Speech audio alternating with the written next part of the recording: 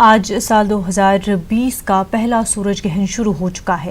اسی مناسبت سے گلبرگہ کی مساجد میں نماز الکسوف کا اہتمام کیا جا رہا ہے۔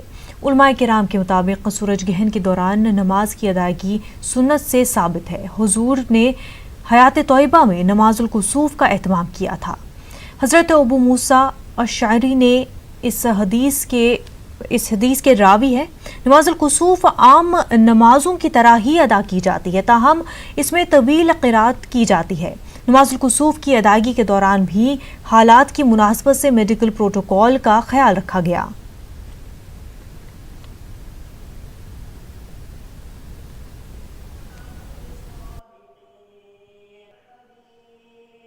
کہ آپ صلی اللہ علیہ وسلم کے زمانے میں یہ سورج گرہن کا واقعہ پیش آیا تھا، تو اسی دن آپ صلی اللہ علیہ وسلم کے فرزند ارجمن حضرت ابراہیم رضی اللہ عنہ کا انتقال ہو گیا تھا۔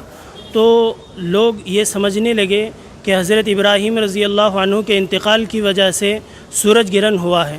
تو آپ صلی اللہ علیہ وسلم نے لوگوں کے دلوں میں اور ان کے ذہنوں میں جو خیالات تھے اس کو دور کرنے کے لیے آپ نے ارشاد فرمایا، آپ نے 2 رکعت لمبی نماز پڑھائی، اور جس میں رکوع بھی لمبا تھا، قرات بھی لمبی تھی اور سجدہ بھی لمبا تھا۔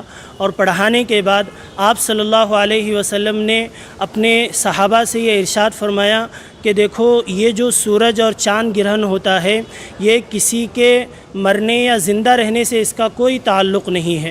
یہ اللہ تبارک و تعالیٰ کی 2 نشانیوں میں سے دو نشانیاں ہیں، سورج اور چاند، اور اللہ تبارک و تعالیٰ اس کے ذریعے سے بندوں کو ڈرانا چاہتے ہیں۔